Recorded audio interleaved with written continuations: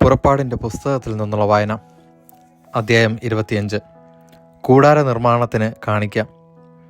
കർത്താവ് മോശയോട് അരുളി ചെയ്തു, എനിക്ക് ഒരു കാണിക്ക സമർപ്പിക്കണമെന്ന് നീ ഇസ്രായേൽക്കാരോട് പറയുക. സ്വമനസ്സ തരുന്നവരിൽ നിന്നെല്ലാം എനിക്കുള്ള കാണിക്ക നീ സ്വീകരിക്കുക.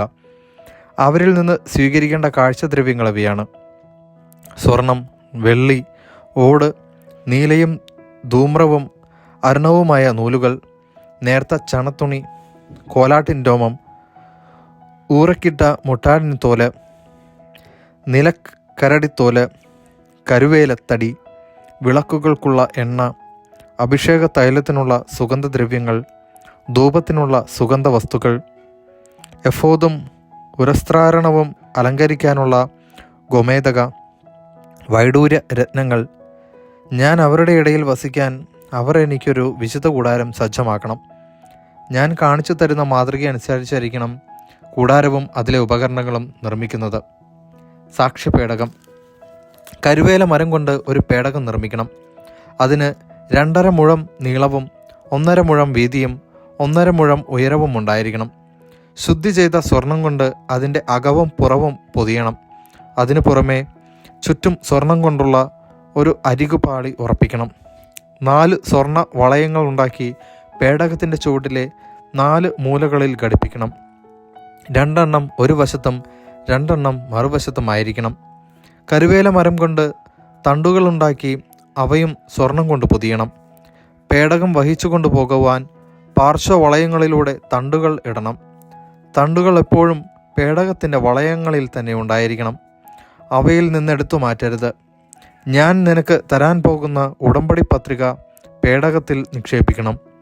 ശുദ്ധി ചെയ്ത സ്വർണം കൊണ്ട് ഒരു കൃപാസനം നിർമ്മിക്കണം. അതിൻ്റെ നീളം 2.5 മുഴം, വീതി 1.5 മുഴവും ആയിരിക്കണം. കൃപാസനത്തിൻ്റെ 2 അറ്റത്തുമായി അടിച്ചു പരത്തിയ സ്വർണം കൊണ്ട് 2 കെരൂബുകളെ നിർമ്മിക്കണം. കൃപാസനത്തിൻ്റെ 2 അറ്റത്തും അതിനോട് ഒന്നായി ചേർന്നിരിക്കത്തക്കവണ്ണം വേണം കെരൂബുകളെ നിർമ്മിക്കാൻ. കൃപാസനം മൂടത്തക്ക വിധം കെരൂബുകൾ ചിറകുകൾ മുകളിലേക്ക് വിരിച്ച് പിടിച്ചിരിക്കണം. കെരൂബുകൾ കൃപാസനത്തിലേക്ക് തിരിഞ്ഞ് മുഖാഭിമുഖം നിലകൊള്ളണം.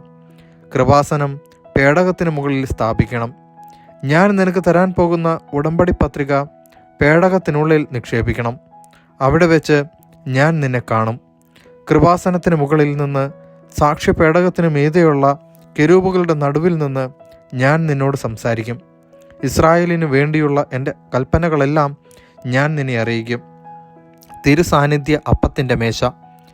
കരുവേല മരം കൊണ്ട് 2 മുഴം നീളവും 1 മുഴം വീതിയും 1.5 മുഴം ഉയരവുമുള്ള ഒരു മേശയുണ്ടാക്കണം. തനി സ്വർണം കൊണ്ട് അത് പൊതിയുകയും സ്വർണം കൊണ്ട് തന്നെ അതിന് അരികുപാളി പിടിപ്പിക്കുകയും വേണം. അതിനു ചുറ്റും കൈപ്പത്തിയുടെ വീതിയിലുള്ള ഒരു ചട്ടമുണ്ടാക്കുകയും ചട്ടത്തിനു ചുറ്റും സ്വർണം കൊണ്ടുള്ള അരികുപാളി പിടിപ്പിക്കുകയും വേണം. സ്വർണം കൊണ്ടുള്ള 4 വളയങ്ങളുണ്ടാക്കി മേശയുടെ 4 മൂലകളിലുള്ള 4 കാലുകളിൽ ഘടിപ്പിക്കുക. വളയങ്ങളിലൂടെ തണ്ടുകളിട്ട് മേശ ചുവന്ന് കൊണ്ടുപോകത്തക്ക വിധം വളയങ്ങൾ ചട്ടത്തോട് ചേർന്നിരിക്കണം. മേശ ചുമന്നു കൊണ്ടുപോകുവാനായി കരുവേല മരം കൊണ്ട് തണ്ടുകളുണ്ടാക്കി സ്വർണം കൊണ്ട് പൊതിയണം. താലങ്ങളും തളികകളും കലശങ്ങളും പാനീയ ബലിക്കുള്ള ചഷകങ്ങളും തനി സ്വർണം കൊണ്ടുണ്ടാക്കണം. തിരുസാന്നിധ്യത്തിൻ്റെ അപ്പം എപ്പോഴും എൻ്റെ മുൻപാകെ മേശപ്പുറത്ത് വച്ചിരിക്കണം. വിളക്കുകാൽ. തനി സ്വർണം കൊണ്ട് ഒരു വിളക്കുകാലുണ്ടാക്കണം. അതിൻ്റെ ചുവടും തണ്ടും ചഷകങ്ങളും മുകുളങ്ങളും പുഷ്പങ്ങളും ഒരേ സ്വർണ്ണത്തകിടിൽ തീർത്തതായിരിക്കണം. ഒരു വശത്തു നിന്ന് 3 മറുവശത്തു നിന്ന് 3 എന്ന കണക്കിൽ വിളക്കുകാലിൻ്റെ ഇരുവശത്തുമായി 6 ശാഖകളുണ്ടായിരിക്കണം.